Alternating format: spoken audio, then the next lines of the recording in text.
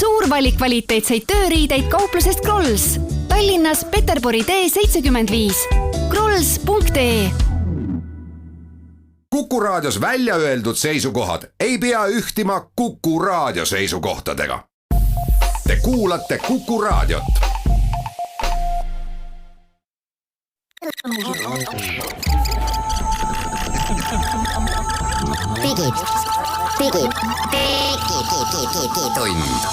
Digitund.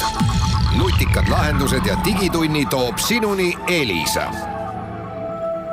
11. juuni, kell on 11.08 kohe ja see tähendab, et digitunni saade alustab Kuku Raadios. Saatejuhid nagu juba tavapäraseks saanud Hans Lõugas, Henrik Roonemaa uudisteportaalist Genius.ee ja meie tänased teemad on sellised.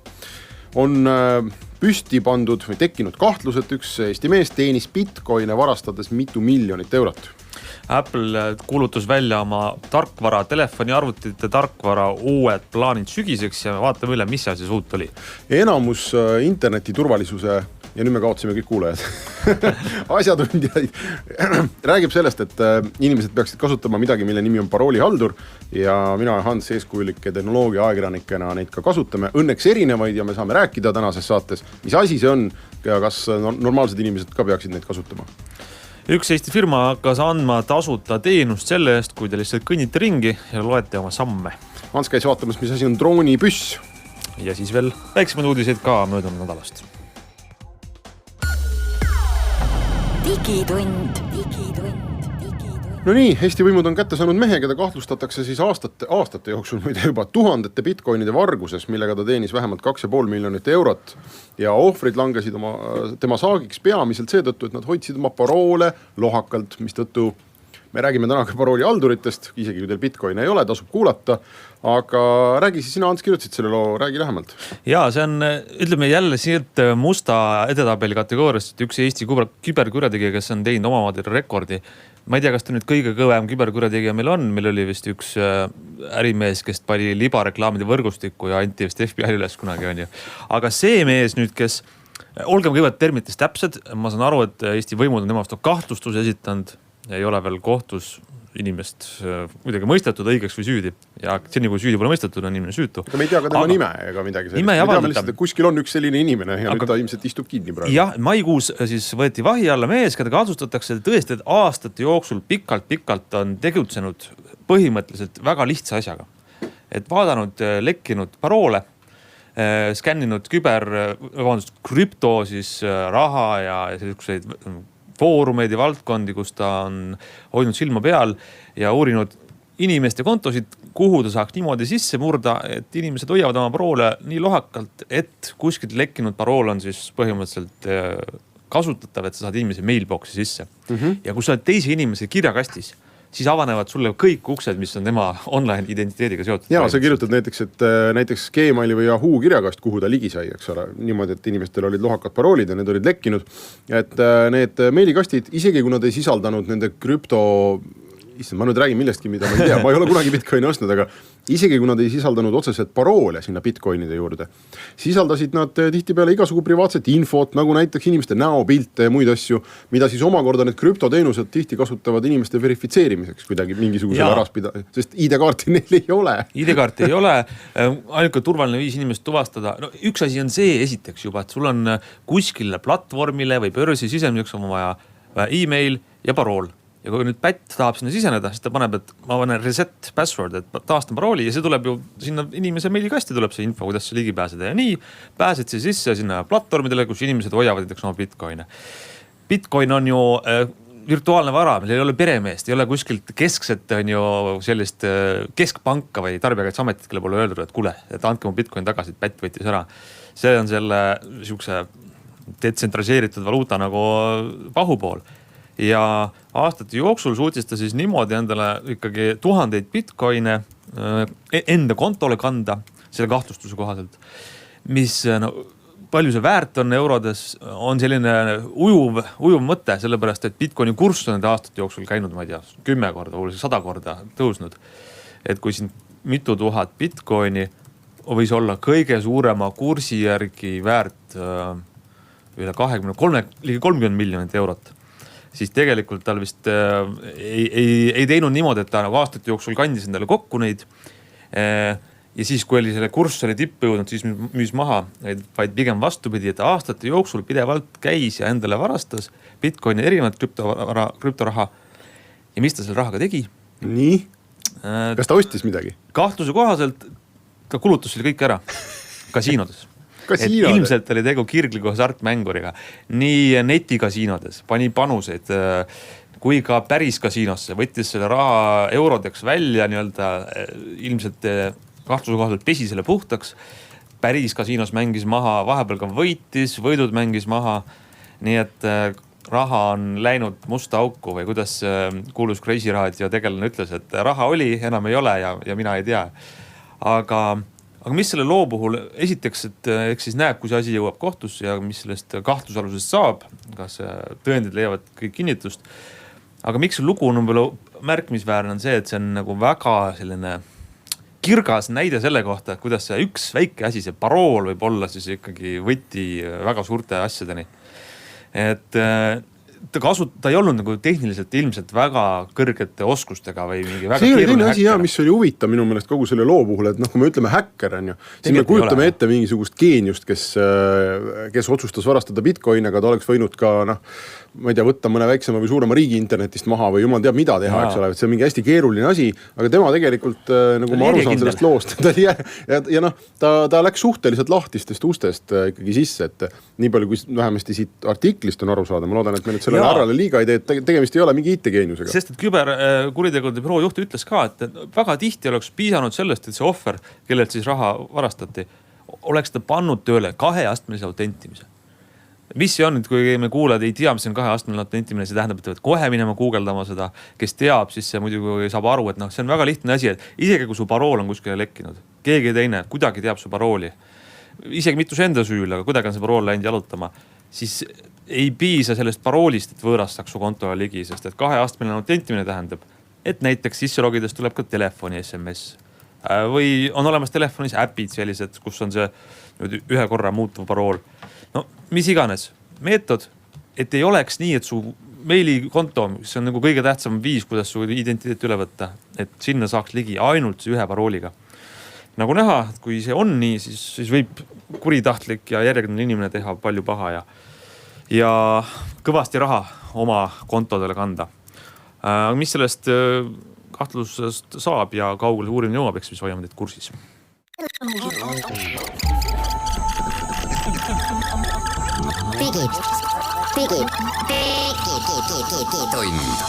Digitund. Nutikad lahendused ja digitunni toob sinuni Elisa. No nii, me jätkame sellega, et mida Apple kuulutus välja eelmisel nädalal oma suurel arendajate konverentsil, kus pandi põhimõtteliselt paika suund järgmiseks 12 kuuks, mida Apple'i seadmetes, mida on ju miljoneid, sadu miljoneid telefone ja arvuteid üle kogu maailma ja mida neist siis muutuma hakkab. Uus tarkvara mobiilile, uus tarkvara kellale, telekale, tavalisele arvutile, see tulid välja. Ja kui me ennustasime, et suurt kõmakat ei tule uudiste vallas, siis meil oli õigus muidugi, sest et seda väga lihtne ennustada. Ja ei tulnudki suurt kõmakat, aga palju väikseid ja selliseid omas nišis olulisi uuendusi tuli ikka. Ma vaatasin neid järelkajastusi selle sündmuse kohta ja seal on nagu, mul hakkas silma 2 poolt selles. Üks pool on see, et tegemist oli tõenäoliselt üle aastate ühe kõige igavama Apple'i sellise juunikuise esitlusega, kus kõige vähem ja kõige ebahuvitavamaid asju toodi avalikkuse ette.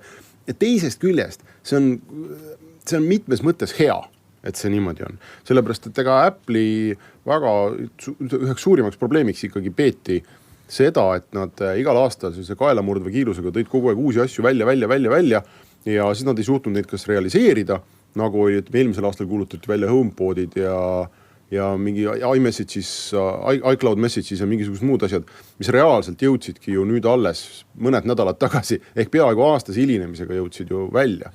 Ja Apple'i ka nii iOS-i kui macOS-i tarkvara kvaliteedi üle on siin kõvasti räägitud, et tuuakse kogu aeg uusi asju välja, aga tegelikult korralikult neid ei jõuta ellu viia, korralikult ei jõuta neid valmis teha, siis on seal tarkvaras vead ja et neil oleks aeg tõmmata nüüd pidurit ja teha rahulikult need asjad paremaks ja panna korralikult tööle, mida nad on viimaste aastate jooksul lubanud. Ja mulle tundus, et paljuski seda nad ka nagu tegid. Jaa, ma olen sinuga täitsa nõus. Ja ma hakkan selle peale mõtlema, mis sa ütled, siis ma tegelikult väga ei kujuta enam ette, et nad praegu on vedurit tõmmanud, et nad gaasi põhja veel lükkaks. Mida ma tahan öelda on see, et mulle tundub, et need tarkvara, mis on seal klassikalise arvutile mõeldud, on ikka väga valmis. Nutitelefonile mõeldud tarkvara on laias laastus väga valmis. Sa saad sinna võib-olla lisada uusi võimalusi teatud riistvaraga, millest me kohe räägiks, aga laias laastus on need asjad väga valmis, et sa saad viimistleda. Aga mida uut saab teha? No ma alustan pool sellest, et Apple pühendas palju aega liitereaalsusele. Mis see on? Vaatad läbi telefoni kaamera näiteks lauda enda ees, näed seda sama lauda, aga siis telefon siia laua peale virtualiseerib, teeb mingid kujukased või asjad. Kõlab nagu veidralt.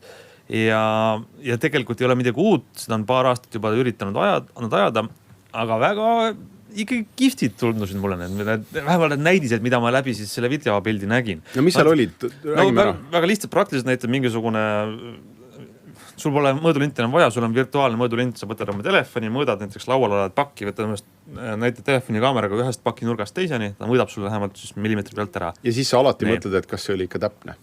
Ja, no nüüd ma mõtlen jah, kui sa nii ütlesid. Siis oli seal e-poodidele mõeldud tarkvara. Sa saad e-poest osta mingi asja, võib-olla siis mööbel või mingi muu vidin, siis sa võtad selle toote näidise e-poest ja siis läbi telefoni-ekraani paigutad oma koju elu suuruses, ülejäänud siis reaalses kodusisustuse sekka. See ei ole mitte 3D graafika, vaid see ongi su kaamera pilt sinu kodust ja see asi on seal. See oli nagu seal oli vist gitarri näide, sa ostad gitarri ja vaatad elu suurus, kui see gitarr on. No, ma tuletan meelde, me olime Geeniuse toimetuses, kunas see võis olla aasta või rohkem tagasi? Ma tean küll, mis sa tahad öelda, jah. Ei, see pidi olema aasta tagasi umbes. Kui me läbi iPadi paigutasime IKEA selle AR-äpiga IKEA mööblit mööda kontorit laiali. See hea näide. Panime sulle sinna kapikese peale mingi IKEA lambi ja kuhugi seina äärde panime mingi virtuaalse IKEA riiuli ja see kõik nagu justkui nagu töötas, aga pillardilaud oli meil, ma mäletan, see virtuaalne, see keset suurt kontori põrandat. Ja see kõik justkui nagu töötas ja see oli täpselt sama, nagu sa ütlesid, et see on kihvt ja see on kihvt ühe korra. Ja pärast seda elu sees enam ei kasuta. Teine võimalus on selle mängimiseks. Siin jällegi tuleb ise nüüd järgi proovida, sest ta natuke nagu veiderneb välja, kui sa kõrvalt vaatad. Seal oli pärast seda esitlust oli demoala, kus oli suur laud, ilus laud ja seal ümber mingi 5-6 täiskasvanud inimest keksisid oma telefonidega. Sõna otsus mõttes hüppasid ringi ja see näi väga veider välja. Aga nendele võib-olla oli see väga põnev, sest nad läbi oma telefoni ja nägi, kuidas seal laua peal mängisid siis virtuaalselt ping-pongi ja mingit asju. See oli mingi ragulkadega mängus, nad pidid mingisugust puitehitisi laskma katki. Ja see on läheb täpselt samasse kategooriasse. Esimene kordne näge. Leia endale 6 sõpra, kellel on mingid suured iPadid ja nad tulevad kõik sulle külla ja võtavad need kaasa. Ja siis leia endale see 2 ruutmeetri suurune või 4 ruutmeetri suurune tühi pind, tühi laud. Kellel on kodus? See ei olegi Harju keskmine kombo peost. Mõisa rentima. Saate teha sellise ürituse, et rendite mingi mõisa, kus on selline suur laud ja siis lähete sõpradega sinna seda iPadidega ping-pongi mängima. Apple'i arvates on see täiesti normaalne viis, kus inimesed elavad. Okei, see selleks. Aga ühesõnaga, kindlasti on hea, et see AR areneb edasi ja no vaatame, mis ja kas sealt tuleb. iOS-ist rääkides veel, ma saan aru, ma ei ole ise nüüd aastake Apple'i telefone kasutanud, aga ma saan aru, et Apple'i kasutajad kõik ootasid seda, et telefoni saabuvad märguandeid oskaks telefon grupeerida. Et kui on samalt Apple'ilt näiteks mingisugune 32 notificationit, siis siiamaani nad tulid kõik järjest ja sul oli tohutu segadus. Aga et nüüd siis uus iOS oskab neid kokku panna ja seetõttu sul on parem ülevaade nendest. Siis on olemas asi nimega Memoji, mis Animochid olid siis need, kuna sellel uuel iPhone X-il on väga hea näo tuvastus ja näo jälgimine, et siis sai reaalajas põhimõtteliselt luua endast sellised multikategelased, sa, ma ei tea, naeratasid ja tegid kurja nägu ja siis seal telefoni ekraanil oli mingisugune, kas mõni loomake või seal oli ka kuulus kakahunnik, mis tegi, mis oli silmad peal ja mis tegi siis sinu nägu, et see oli Animochi. See oli šokolaadijäätis siis. Ei, minu meelest oli, okei.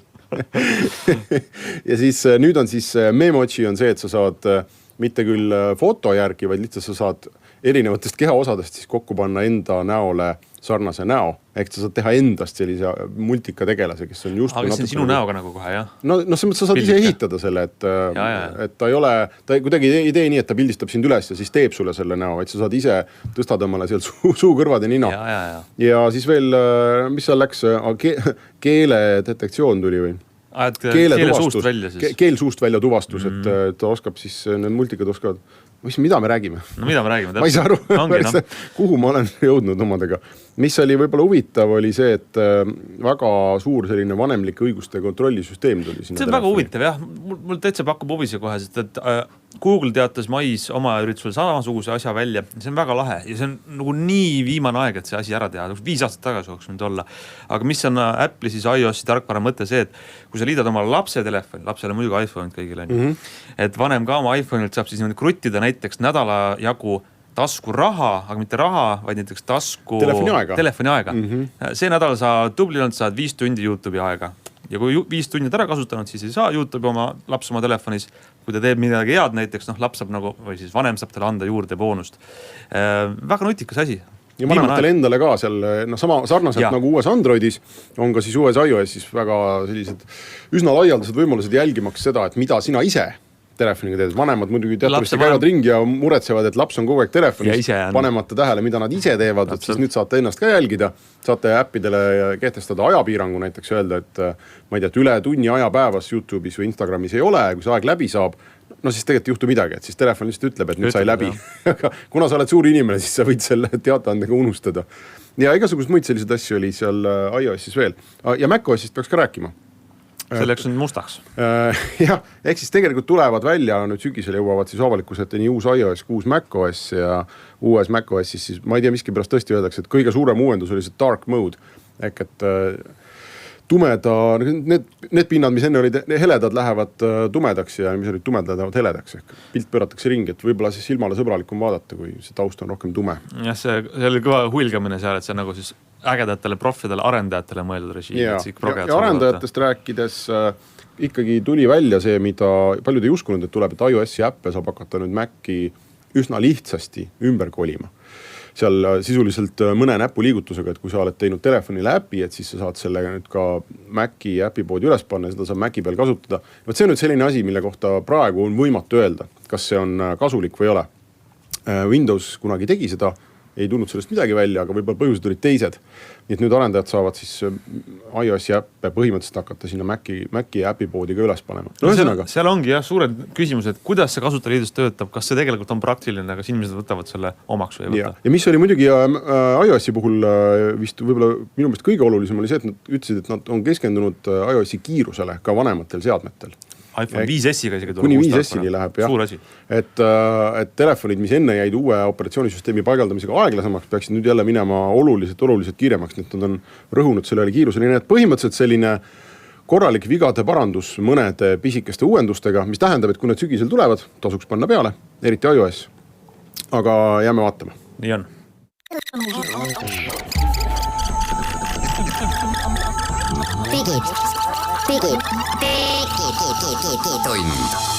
Digitund.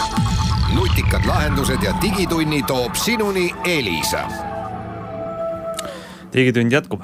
Nüüd tuleb siis rahvahariduslik osa, kus me räägime omast kogemusest ühest väga tähtsast asjast ja väga kasulikust asjast. Ja kui ma nüüd ütlen seda sõna küberturvalisus või internetiturvalisus, ärge ehmatage. Ja asi ei ole keeruline ja asi ei ole mingisugune igav. Väga tore ja igapäevane ja praktiline abimiline, kuidas oma elu elada muretumalt. Paroolihaldurites on siis see teema. Haakub tõesti ka esimese uudise teemaga selles saates, kus oli siis Pätt, keda kahtlustatakse, et ta varastas inimestelt raha selle tõttu, et need ei hoidnud parooli ilusasti. Aga see parooli probleem on tegelikult ülilai ja see on nagu epideemia, et iga natukuse aja tuleb välja uudis, et kuskilt on meie paroolid lekkinud. Me ise võime hoolt kanda nendest, mis me tahame. Paroolid ikkagi kuskilt keegi need häkib sisse ja keegi on jätta lohakile. Või siis teine väga inimlik teema selle paroolihalduri sissejuhatuseks on see, et inimese aju ei ole ehitatud selliselt, et me suudaks igapäevaselt meeles hoida näiteks 10 või 20 erinevat pikka kordumatut, unikaalset salasõna. Me ei suuda seda, see on loomulik. Mida siis paroolihaldur teeb? Paroolihaldur hoiab meie eest kõik seda meeles. Et sisuliselt on tegu ühe programmiga. Võtame näiteks teie arvuti. Panete selle programmi arvutis tööle ja kui nüüd lähete kuskile veebisaidile, on see meilikonto, on see e-pood, hakkate sisse logima, siis te teete sinna oma kasutaja konto, mitte ei pane sinna parooliks oma tavalist kalamaja 123, vaid see paroolihalduri programm mõtleb teile ise välja väga pika, väga keerulise parooli, mis on täiesti kordumatu ja salvestab selle oma mälusse. Nii et ei pea selle pärast muretsema. Ja te ei tea ka seda. Ja te ei tea. Keegi ei suuda neid meelde jätta, tema teab. Ja see paroolihaldur ise on nii-öelda suure võtmega lukku keeratud. Ehk siis teil peab olema üks väga hea, väga vinge parool, mida te ei tohi kuskil mujal kasutada, millega te seda paroolihaldurit võite lukus. Ja siis niimoodi võib sinna panna sadu. Ma võin öelda, mina kasutan sellist paroolihaldurit, mille nimi on Dashlane. Ja kui ma nüüd selle lahti teen, siis mul ta ei suuda isegi kokku lugeda. Ma arvan, et mul on siin 150-200 kontot äkki või? Ma arvan, ma ei tea. Ja need paroolid, mida ma ei peaks võimatu meeles pidada või ma peaks väikest märkmiku kaasas kandma, kus ma kõik üles kirjutaks. Jah, põhimõtteliselt on paroolihalduri näol tegus sellise, ma arvan, mitte isegi programm, vaid ma ütleks veebiteenus selle kohta, sest ta on online teenus, eks ole, mis jätab kõik su paroolid meelde, et sa paned kõik oma paroolimunad ühte korvi ja siis hoiad seda korvi väga hästi turvaliselt hoiad, nii et ükski rebane sinna ligi ei saa. Et mõtled sinna mingi hea parooli välja ja see on tegelikult nende üks suuremaid miinuseid. Et mingi parool peab sul ikkagi olema, mis on hea ja sa paned kõik oma paroolid ühte kohta selle ühe parooli taha ja kui see läheb, siis on sul kõik läinud. Välja arvatud muidugi need teenused, mis on kaheastmelise tuvastusega. Et siis paroolist ei ole kasu. Aga üldiselt olukorras, kus Anto Veldre tuleb ja ütleb, et sul peab olema iga teenuse jaoks eraldi parool, see peab olema vähemalt 32 tähemärki pikk ja sa pead vahetama seda iga 3 nädala tagant. Siis palun, see on võimalik. See ei ole võimalik. Inimlikult võimalik, aga näed, paroolihaldurile see on võimalik. Näiteks on need teenused või tarkvarasid on päris mitu erinevat ja natukene selline nagu valik, et sul on Coca ja Pepsi, et erinevad nimed, aga teevad sama asja. Jah, tuntumad on, eks ole, LastPass, OnePassword, Dashlane ja midagi oli veel, mis mul ei ole praegu meeles, aga neid ei ole väga palju. Sa ütlesid põhimõtteliselt ära, jah. Ja nad töötavad igas, ma arvan enam kõik töötavad igal platvormil, nutitelefonis ja arvutis ja brauseris ja kus iganes sul vaja on. Räägime ära, kuidas nad töötavad, sest ma olen paarilt inimeselt saanud küsimused, et olgu, et mul on mingis programmis paroolid, aga kuidas ma neid kasutada saan. Näiteks tavalises arvutis brauserisse saab lisada väikse lisaplugina üleval nurgas töötab. Kui ma lähen siis sinna näiteks e-poe lehele, kuhu ma tahan sisse logida, kus tuleb see parooli väli, siis ma ise ei kirjuta sinna midagi, vaid see väike plugin võtab minu sealt Safe'ist, paroolihaldurist siis selle parooli ja paneb sinna sisse. Ja kui ma ei ole seda tükk aega kasutanud, siis turvameetmena ta küsib mult ka seda nagu peavõtit. Telefonis, mul Androidis on täpselt samamoodi. Et kui ma lähen mõnele veebisaidile või kuhugi teenusesse, siis põhimõtteliselt telefon ise oskab mult võtta sealt parooli laekast õige parooli, panna sinna teenusesse, sinna veebivormi sisse ja ma saan sisse logida. Ja kui on mingid sellised teenused või äpid, mis seda ei võimaldas, ma saan alati selle äpi lahti teha, kopeerida oma parooli mälusse ja pastida selle siis sinna õigesse kohta. Nii et midagi ülemäära keerulist seal ei ole. Lihtsalt te peate vaatama, et oma see üks parool oleks hea ja et te seda ära ei unustaks. Kui see läheb, no siis on kõik. Et see tasub siis, ma ei tea kuhugi, sööge ära või pange hamba auku endale väikse paberirullile, et oleks võtta kogu aeg. Mis võimalused veel on? See, et parooli genereerimine muidugi on, et see ise välja mõtlema igale erine kontole seda keerulist asja. Siis on, räägime otse, et neil maksavad üldiselt need teenused. Dashlane, mida mina kasutan, on selline, et kui sa kasutad seda ühes seadmes, siis ta ei maksa, on tasuta teenus. Tasuta päevendama süle arvutisse ja kasutad seal 100 parooli salvestad sinna ja kõik. Aga nüüd on probleem see, et näiteks sul on tööarvuti ja koduarvuti või laptop ja lauaarvuti või telefon ja arvuti või mitu seadet. Siis näiteks Dashlane'il on see, et kui sa tahad nüüd sünkroniseerida, et teed oma arvutis e-poele konto ära, tahad, et ka telefonis oleks edasi, siis on seal kuutasu $3 kuus. Ja mina kasutan LastPassi, mis on $2 kuus. Juba säästan. OnePasswordil on samuti 2,99. Et umbes sinna kanti see jääb. Et väike selline cappuccino tassi hind on ju. Ja selle eest on sul kõik paroolid sünkroniseeritud. No üks asi veel, miks mina kasutan LastPassi, ma ka vaatsin neid pikalt. Üldiselt need teenused, ma ei tea, kuidas see Dashlane ja OnePassword on, aga LastPass näeb suht kole välja. Ta on natuke ikka progejate aju järgi tehtud. Ja ei ole sellist voolavat mõnusat tänapäeva inimesi, sellist Instagramilikku disaini suurte nuppudega. Aga ta töötab hästi. Miks ma võtsin LastPassi oli see, et vähemalt tol hetkel teised teenused ei osanud ise käia minu paroole vahetamas. Aga LastPassiga ma saan talle öelda, et mine vaheta mu paroolid ära. Või näiteks, et mine sinna saidile, vaheta, ma ei tea, eBay parool ära, eks ole, või mingi Amazoni parool. Ja siis ta läheb ja teeb selle ise ära. paneb sinna mingi parooli, salvestab enda mällu ja ma ei pea sellega tegelema. Ja ta oli eriti mugav just siis, et kui ma teda kasutusele võtsin, siis loomulikult mul oli ka selline olukord nagu kõigil maailma inimestel, et on 1-2 parooli, mida sa siis varieerid on ju teenuste vahel ja ei ole tüütu on käia need 100 teenust läbi ja vahetada ise. Ega ta kõigi teenustega ei oska ise vahetada, aga väga paljudega siiski oskas, nii et ma lihtsalt klikkisin nuppe, et vaheta ja siis ta läks ja vahetas. See on tõesti väga hea teenus. See tuli hiljuti ka Dashlane'i, kus on siis see, et Dashlane'i meeskond, nad hoiavad silma peal uudistel. Näiteks hiljuti tuli teada, et Twitteris on mingil põhjusel, Twitter teatas, et meie paroolid olid vaheta ära igaks juhuks, mingi intsident oli. Siis see Dashlane ise annab mulle väikse teate, et kuule, Twitterilt tuli siuke sõnum, kas okei, kui ma vahetan sul parooli ära seal. Vahetan okei, vahetab ära. Siis on veel võimalused lisada peale paroolida, kui ta on juba sul turvaline safe, seal hoida veel näiteks ka mingisuguseid turvalisi märkmeid, kui sa ei tahtnud krediitkaardi andmeid näiteks ma saan hoida, et ta oskab ise panna ka neid sinna veebipoodide vormidesse. Et nad ei oleks su arvutis või mailboxis lahtise tekstina loetavad. Et kui keegi su arvuti taha või mailboxi taha satub, et ta kohe ei näeks. Sest see Dashlane ja ka teised, ta nii-öelda panevad ennast lukku. Et isegi kui võõras su arvuti taga on, siis ta mingi aja tagant paneb nagu ukse lukku, et sa tahad neid asju vaadata, siis sa pead selle peaparooli sisestama. Mis sinu kogemus Ants ütleb või mis sa arvad, et kas meie sinuga oleme tehnoloogia inimesed, eks ole, ja ei saaks öelda, et nende asjade kasutamine oleks keeruline, küll aga tuleb sinna natuke süveneda. See ei ole ikkagi päris nii, et tõmban uue mobiilimängu alla, klik, next ja hakkan mängima ja hakkan tegema, et ta ei ole ka malemängu õppimisega võrreldav nagu pingutus kaugeltki mitte. Aga ta nõuab selline, ma arvan, 10-15 minutit natukene. Võtad aja maha, vaatad, kuidas see värk kõik töötab, installid ta endale ära telefoni ja arvutisse ja brauserisse, kus sul vaja on. Ja siis edasi ta töötab ja töötabki, et mingit muret ei ole. Aga et see esimene hetk on natukene selline, et sa vähemasti pead korraks mõtlema, et mida sa teed. Ja see on tänapäeva, ma küll räägin nagu infantiilidele, aga ma saan aru, et tänapäeval ikkagi öelda inimesele, et võta nüüd 15 minutit ja mõtle natukene, kuidas see asi töötab, et see võib olla päris suur nõudmine. Ma arvan, et see on nii, kui sa mõtled korraks mitmes eri kohas sa oled oma tavalist parooli sisestanud või mitut kontot sul üldse on.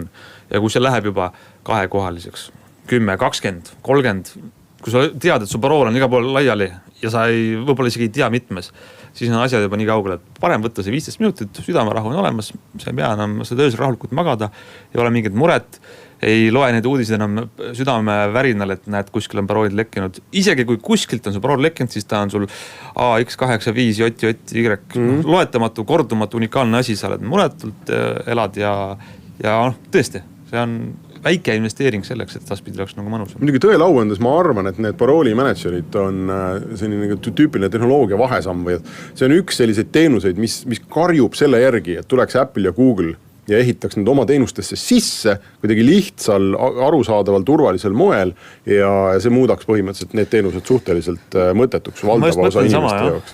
Et ühel päeval ma olen ikkagi suhteliselt kindel, et see juhtub ja nagu me näeme, siis Google vaikselt ikkagi juba otsast närib seda konti, et on brauserid ju salvestavad näiteks paroole. Täpselt, ma tahtsin öelda, Chrome salvestab ju. Ja uues Chrome'ist tuli ka mingisugune tsentraalne sisselogimise süsteem, millest sa ei ole süvenenud, aga nad vaikselt teevad seda.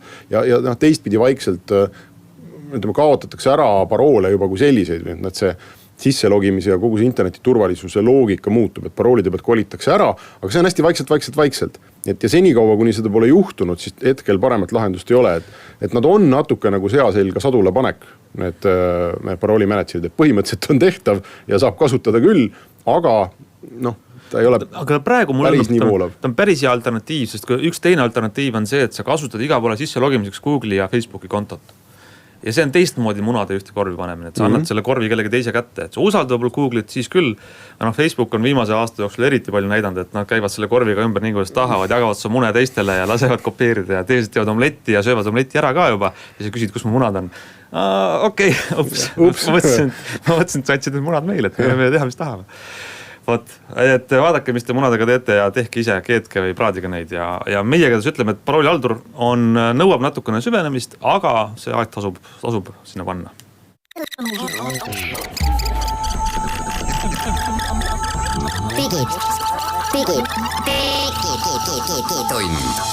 Digitund. Nutikad lahendused ja digitunni toob sinuni Elisa. Digitund jätkub, meil on mõned eelmise nädala uudised ja mõned isegi vist selle nädala uudised veel üle vaadata. Hans käis vaatamas droonipüssi, millega toodi Tallinna vangla juures taevast alla 1,5 drooni. No ma saan aru, et tegemist oli sellise demo esinemisega rohkem või, et neid praegu võib veel lennata või? Demodroonid ja see on uus vangla ehitatakse, kes ei tea, siis kes plaanib minna vangi, siis teadki, et teil tehakse uus vangla Tallinna lähedale, mis on sealt Peterburi teest nagu lõunasse veidi, Peterburi tee ja lennujaama vahel. Ja see on juba ometi huvitav, et lennukid tõusevad maanduvad, seal on suur uus moodne vangla avanemas ja seal oli tõesti demonstratsioon, et kui nüüd keegi tahab midagi smuugeldada sinna Rootsi kardinate taha õhu kaudu, siis on võimalik see taevast alla tuua. See oli üks Ameerika, Austraalia firma, kes näitas sõna otseses mõttes sellisega disainitud nagu justkui relva kujuliseks, kuigi see on rohkem selline disaini küsimus. Tegelikult on sul suundantenn, sihid selle lendava masina poole ja mida ta teeb, droonid töötavad oma juhtpulliga, peavad sidet teatud kindlatel sagedustel ja need sagedused ta laseb täis siis igasugust müra.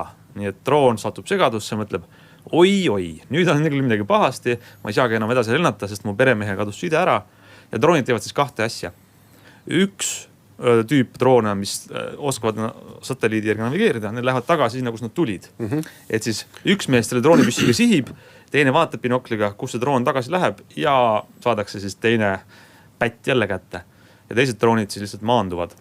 Nii et ma saan aru, et riik ei ole veel otsustanud, kas siukseid asju siis ka hangitakse suure hulga maksumaksja raha eest või ei, aga tehnoloogia on olemas.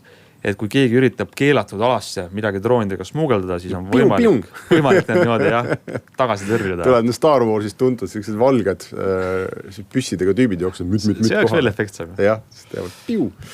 Hea küll, kas pärast saab drooni tagasi ka võtta või? Kus ta kukub siis? Võssa kuhugi? No sõltub sellest, kui sul on hea vabandus, et sa ütled, et ma olen siin süütu lennutaja, et ma ei tea midagi. Siis võib-olla saad, aga kui sul on ikkagi juba näkku kirjutatud, et sa kuulud sinna vanglasse, siis kutsutakse sind sinna sisse. Ja droonidega saab kindlasti toimetada igast huvitavat kolu sinna vanglasse ka. Tegelikult drooni kannab, ma ei tea, käsirelv, püstol on ju kaalub nii palju, et joks droon lendab. Noa või suitsupaki või telefoni või asju saab sinna panna küll. See on tegelikult tõsine asi. Hea küll, Telia tuli välja uue ja innovaatilise lahendusega. Meil on hea meel teatada. Aga tegelikult päris huvitav asi, võimaldab muuta oma igapäevased sammud täiendavaks mobiilse interneti mahuks. See on lihtne asi öeldud väga keeruliselt. Mõte on selles, et iga 10 000 sammu eest saad 5 megabaiti täiendavat andmeside mahtu Telia käest. Aga ja päevas on 50 megabatti maksimaalselt ja 1,5 giga siis kuus võid maksimaalselt juurde teenida. Mind see kahjuks ei innusta, mul on kahju öelda, sest mul on seal mingi 30 giga ruumi, et see 1,5 kui ma iga päev marsiks kõvasti, mida ma muide niikuinii juba teen, et siis see 1,5 väga palju mind ei aita. Aga inimesed, kes on odavama paketi peal, kus sul on näiteks ongi, ma ei tea, paar gigabaiti ruumi, et siis võib täitsa korraliku boonuse anda. Ja see käib siis niimoodi, et see peab olema vastav aktiivsusmonitor, hetkel on Fitbit või Garmin, lähiajal veel lisandub Polar, siis sa lähed sinna mingisse Telia portaali, lingid nad ära ja siis sinu aktiivsusmonitor hakkab Teliale ütlema, et mitu sammu sa siis iga päev tegid ja siis vastavalt sellele saad andmeside mahtu juurde. Ausalt päris huvitav mõte tegelikult, et kui mõni suurem rahvajooks tuleb, siis ma annan mõnele tüübile käe peale oma selle lugeri ja saan selle eest vähemalt siis 50 megabaiti ühe päeva eest. Ja see võib ka olla. Siin muidugi ma nägin ju netis juba kerkisid üles hirmud, et kas siis nüüd Telia saab teada, et mitu sammu sa päevas tegid ja kus sa liikusid, siis ma võin teile rohutuseks öelda, teil on telefon taskus, nad teavad seda niikuinii. Et seal on pigem küsimus selles, et kas nad juriidiliselt tohivad, tõenäoliselt ei tohi vaadata, et kus Ants Lugas ringi tatsas päevad, aga et see aktiivsusmonitor selles pildis eriti midagi ei muuda. Küll aga nad võib-olla siis teavad, et kui aktiivne üks või teine klient on. Aga no võib-olla paned koerale selga ja lased ta jooksma, et see oleks hea mõte, jah. Koer teenib sulle megabaite. No, midagi kasulikku ka loomas. Afgaani urtade läbimüük peaks Eestis suurenema lähemal ajal, see on teada. Teliat jälle tõmmatakse. Nii, kas meil on veel midagi rääkida? Ma ei usu, et meie saate kuulajate seas on inimesi, kes käivad paroolikaardiga internetipangas. On ju, inimesed, te ei käi. Aga võib-olla te teate kedagi, kes käib. Võib-olla teie lähedaste seas on, tuttavate seas on. Öelge neile, et ärge tehke nii, ärge minge panka. Swedbank paneb kohe lausa piirid peale. Kui sa tahad mobiilipanka minna, siis juulist sa ei saa enam minna sinna selle paroolikaardiga. Ja sügisest septembrist pannakse lausa need ülekandelimiidid peale, saad 100 eurot ainult kanda. Siis veel see novembris väheneb 50 euroni. mõte on selles, et see proolikaart on nii ebaturvaline asi, et keegi teeb sust ühe klõpsu telefoniga sellest kaardist ja siis ta saab ju sinu eest panka minna ja teha igasuguseid ülekandeid. Ehk siis alternatiivid on lihtsad.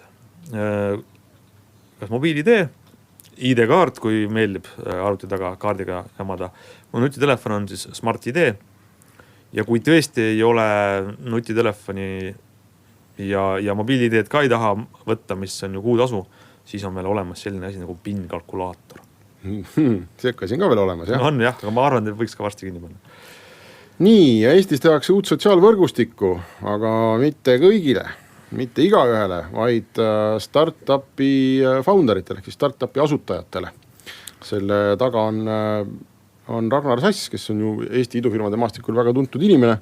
Kas mitte Ragnar Sass ei teinud kunagi lemmikloomade sotsiaalvõrgustikku? Ja tegi. Sellega ei läinud väga hästi, et nüüd siis proovitakse startupi founderitega. Aga see on selline huvitav trend, ma arvan, et üks võimalus, kuidas neid suuri sotsiaalvõrgustikke võib saada kõigutab. Selge on see, et Facebooki ei murra keegi nii, et ta teeb uue Facebooki. Niimoodi ei toimu innovatsioon ja niimoodi turuolukordi ei muudeta niivõrd välja kujunenud turgudel. Jah, MySpace võeti maha sellega ja Orkut võeti maha, aga Facebook on täna nii suur, et lihtsalt parema Facebookiga ei juhtu mitte midagi, vaid Facebooki võtab maha mingi teistsugune asi. Facebooki muudab mõttetuks mingi teistsugune asi ja on üks variant, et see teistsugune asi on lihtsalt sinu huvialadele või tegevustele paremini vastavad sotsiaalvõrgustikud, kus see nii-öelda siis müra signaali suhe on oluliselt tugevam. Et sa lähedki omasugustega, mis iganes sind huvitab, kas on jalgpallurite sotsiaalvõrgustik või startupi founderite või kus sa saad uuesti kogeda seda sellist väikese sõpruskonna usaldusväärsuse ja sellist sooja pesakest nagu kunagi sotsiaalvõrgustikes oli ja mis nüüd on kaduma näinud. Ja eks ta nagu erinevast otsast hakkab murenema või lahustuma, et üks on tõesti need niši kogukonnad, nagu see on siis Lift 99, Eesti firma, startup, mis teeb seda just, et startup ettevõtjad saaks kokku ja saaks teada, kes millest pädev on ja kuidas nad üksteist aidata ja toetada. Ja sinna sisse saab ainult siis, kui sa teed intervjuu. Mõtle, kui Facebooki pääsemiseks pead intervjuu andma Mark Zuckerbergi meeskonnale, siis vaatavad, okei, saad piisav, tule Facebooki. Aga Facebooki enda numbrid on ju ka sellised, et oli just Pew Research Center, mis on Ameerika uuringuasutus ja nemad vaatasid, et teismelised ikkagi lähevad ära sealt. Oli paar aastat tagasi oli 70% teismelistest olid Facebookis ja nüüd on see jäänud 51% peale. Et üllatavalt vähe. Ja, kus nad lähevad? Ma arvan, et nad lähevad Instagrami. Ma ei usu, et... Ja Instagram. Instagram on suurem, Snappi tulevik on minu jaoks ka suhteliselt suure küsimärgiga ja olnud kogu aeg. Äkki sa on liiga vana selle jaoks? Ma olen kogu aeg arvanud, et ma olen liiga vana, aga samas nad on börsil ja ega nende tulemused näitavad, et... Aktsionärid on liiga vanad. Et kõik on liiga vanad selle jaoks, jah. Hea küll, vaatame siis, mis sellest valdkonnast edasi saab, aga kell on nõnda palju, et digitund on tänaseks läbi. Aitäh kuulajatele ja kohtume!